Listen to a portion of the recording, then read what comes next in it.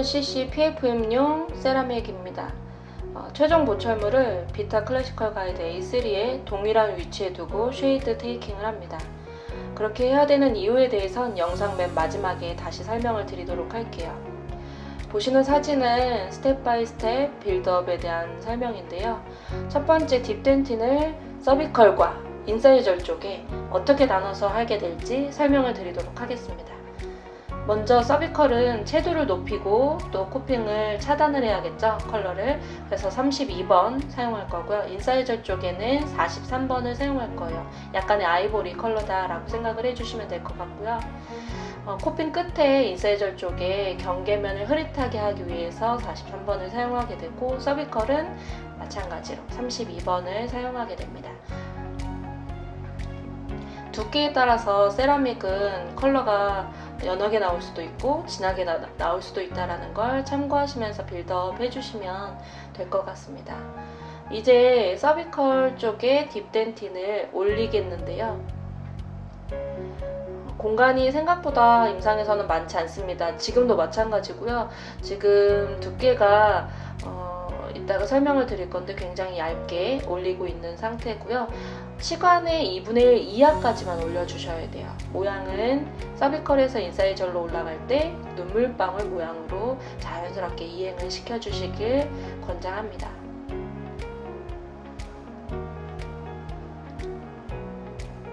특히 이제 딥덴틴에서 사용하는 특히 인사이절 쪽에 43번 같은 경우는 굉장히 불투명한 파우더예요.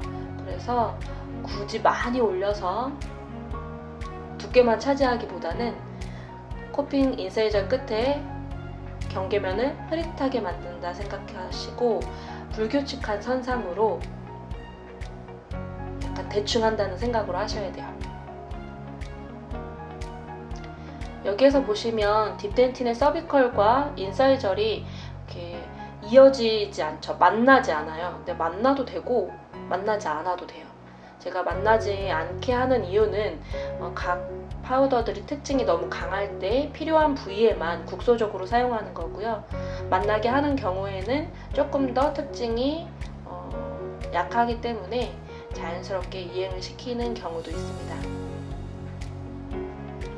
OD 43번을 인사이절 쪽에 많이 올리게 되면은 나중에 최종 보철물에서 명도가 너무 높아질 수도 있기 때문에 주의해서 사용해 주시길 바라고 있고요. 지금 보시면 보는 각도에 따라서 채도가 컬러가 다르게 보이는 걸 아실 수 있을 거예요. 그래서 꼭 여러 각도에서 세라믹은 쉐이드를 확인해 주셔야 합니다. 그리고 OD 43번 인사이저 쪽에 여러 각도에서 확인을 해주시고요.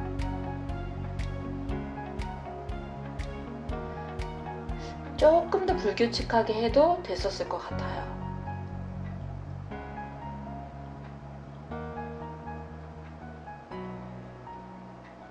지금 두 개로 나누어서 빌드업한 후에 그 다음 단계 완성된 걸 보실 수 있는데요.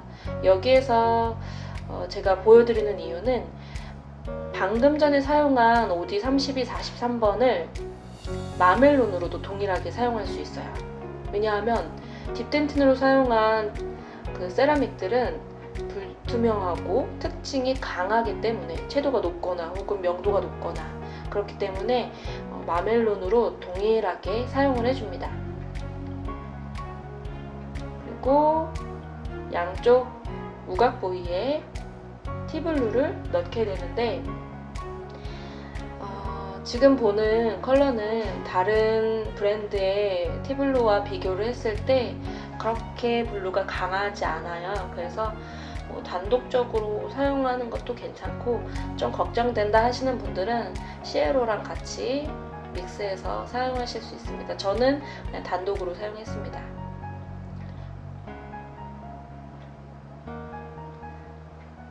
이제는 덴틴을 비교해놓은 컬러 차트인데요.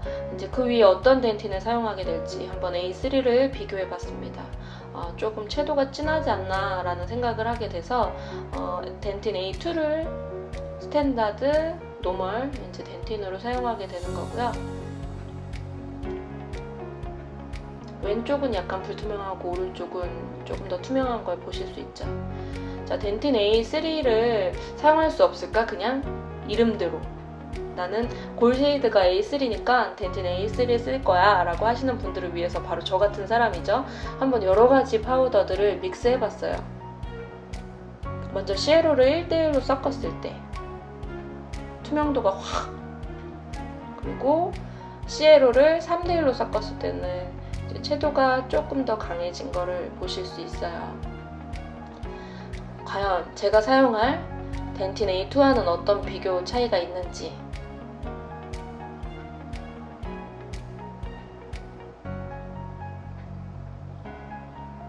약간 채도가 부족하다는 느낌이 들었어요. 3대1로 하는 거 나쁘진 않지만 채도가 약간 부족해요. 그래서 서비컬의 인사이저 맨 위에다가 사용하는 HT 53번과 54번을 한번 믹스해 보기로 했어요. 53번은 바로 이러한 색깔, 또 54번은 이 색깔이죠. 약간 붉고 오렌지한 느낌, 그리고 54번은 노란, 옐로우 느낌을 갖고 있는데요. 미묘한 색깔 차이 보이시나요? 53번을 갖다 대보고 54번을 갖다 대봤습니다. 최종 보철물에서 이게 어떻게 영향을 주는지 정말 조금 올라가는데도 이렇게 믹스했을 때의 느낌을 보실 수 있어요. 약간 좀 노란 느낌이 들고요. 얘는 또 너무 붉어요. 그러면 골 쉐이드가 A3일 때 마지막에 인사이저 서비컬에 올라가는 세라믹을 HT 53번과 54를 섞어서 하는 것도 괜찮을 것 같아요.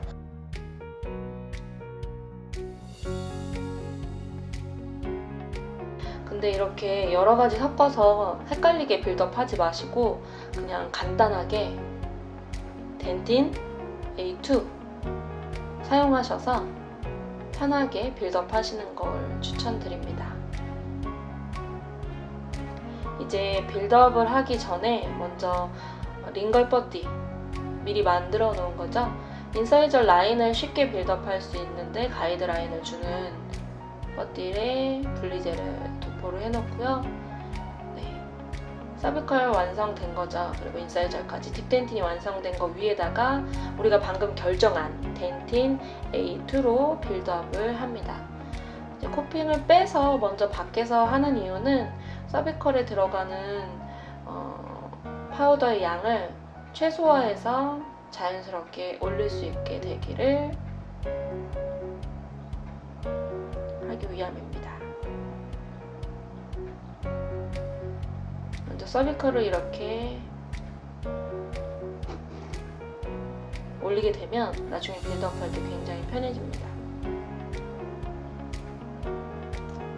약간 수분을 빼내고 모델에다가 장착시키면 어디 걸리는 데가 있다면 여기에서 바로 밀리면서 자연스럽게 올라가겠죠. 자, 이제 링걸 뻗디를 대보고 길이가 잘 맞는지, 오버되는 부분은 없는지, 부족한 부분은 없는지. 자, 여기에서는 이제 설책에서 링걸에서 컨택을 살짝 채워주시는 거예요.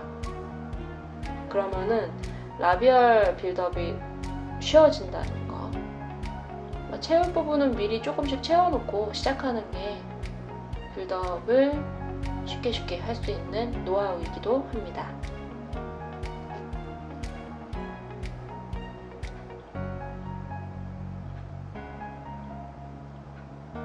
자, 이제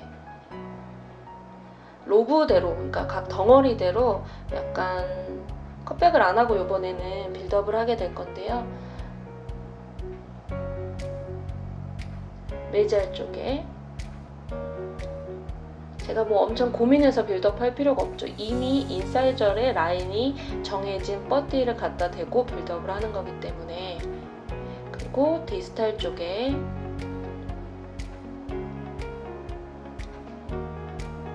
라인을 잡아줍니다.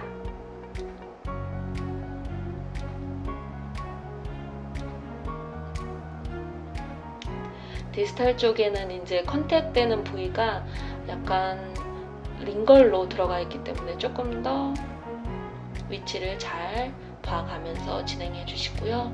그리고 이제 가운데 어떻게 할지. 투명층은 뭐 각 케이스 바이 케이스긴 한데요. 지금 여기에서 보면은 매지알 쪽에 이제 약간 오목하게 들어간 부분에 제가 투명도를 조금 더 많이 부여를 할 거예요. 그 일률적인 투명도는 굉장히 부자연스럽다라는 거.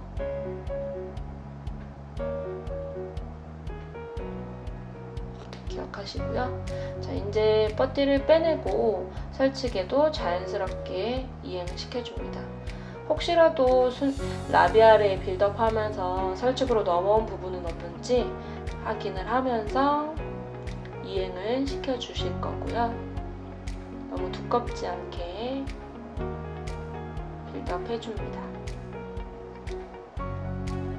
부족한 부위는 잘 채워줘서 라인을 잡아주시고요. 덴틴이 너무 많이 올라가도 문제, 너무 적게 올라가도 문제. 잘 모르시는 분들은 제가 앞선 영상에 컷백하는 영상을 따로 준비를 했어요. 그래서 풀로 빌드업을 하신 다음에 컷백하는 걸 추천드립니다. 자, 이제 티블루 SO10으로 빌드업을 해주십니다. 양쪽 우각 부위에다가 얇게 재위치시켜주는 게 중요한 부분입니다. 덴틴보다는 뭐 1mm 정도 올라가게 해주신다는 느낌으로. 이 연두색은 지금 빌드업하는 게 투명층 빌드업이에요. 불규칙하게 굳이 예쁘게 하려고 할 필요가 없어요. 불규칙할수록 훨씬 더 자연미가 넘친다는 거. 이제 투명층 빌드업을 진행해 줍니다. 저는 투명층 빌드업을 할 때는 시에로 그냥 얇게 조금씩 올려주고 있어요. 만약에 하나 더 쓴다면 OT 정도 추가할 수 있을 것 같고요. 이제 마멜론을 올리게 되는데요. 아까 설명드린 것처럼 마멜론에는 딥덴틴 서비컬과 인사이저에서 사용했던 OD32 43번을 그대로 교차시켜 가면서 얇게 올려줍니다. 마멜론 파우더가 따로 있긴 한데요. 전 그냥 편하게 이걸 써도 괜찮더라고요.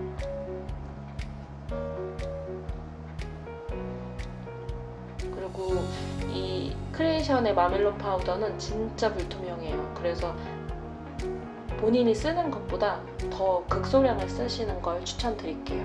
근데 지금 딥덴틴에 사용한 걸 사용하신다면 그냥 일반적인 마멜론 표현하시는 거랑 유사하게 진행해 주시면 되고요. 이제 완성된 결과물에 SO10이 올라간 걸 보실 수 있고요. 이제 에나멜을 올리실 때는 채도가 만약에 부족했다면 HT 53번과 54번을 적절하게 믹스해서 SiO2랑 믹스해서 하시는 것도 괜찮을 것 같아요. 빌드업 하실 때 심플 레이어 같은 경우는 그냥 단독 에나멜 59번을 사용하시는 게 좋고요. 그리고 만약에 조금 멀티 레이어를 하고 싶다라고 하면 지금 양쪽 우각에 올리신 부분을 에나멜 58번과 59번을 약간 섞어서 올리는 것도 괜찮을 것 같아요. 중앙은 59번으로 갑니다. 혹은 이제 SiO2도 약간씩 교차시켜서 빌드업 하시면 굉장히 자연스러운 컬러를 얻을 수 있을 거예요. 설치도 마찬가지로 라비알과 링걸에서 사용한 빌드업을 거의 동일하게 진행을 해주시면 되고요. 컨택을 잘 메꿔서 빌드업 하게 되면 라인을 잡기가 쉬워지죠. 싱글룸 부위도 명도를 높여야 하기 때문에 뭐 이런 데는 에너멜 58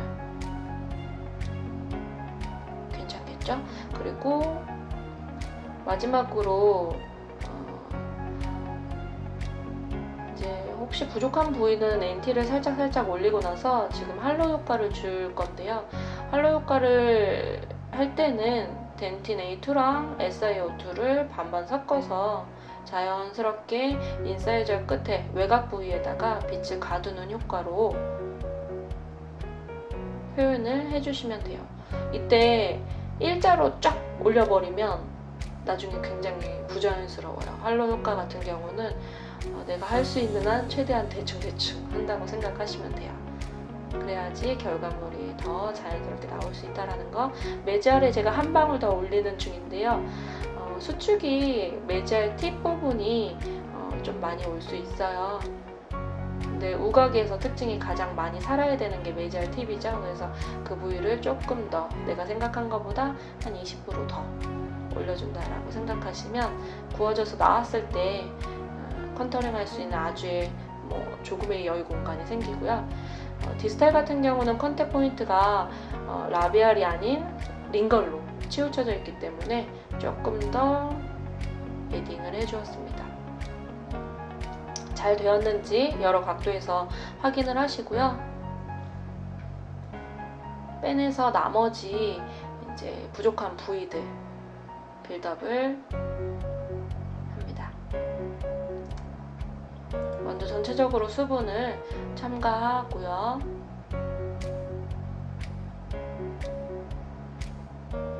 서비컬이랑 프록시말에 부족한 부분이 있다면 덴틴으로 살짝 커버. 그리고 이제 라비알 쪽, 또 링걸 쪽 라인 앵글을 두 개로 나누면서 빌드업을 해줍니다. 디스탈도 마찬가지로 부족한 데는 덴틴으로. 그리고 컨택 포인트가 링걸로 치우쳤기 때문에 당연히 라인도 링걸에만 위주로 해주시는 게 나중에 컨택 조정할 때 시간이 많이 안 들어갈 수 있어요. 인사이저 쪽을 라인을 정리하는 걸 보여드리겠습니다.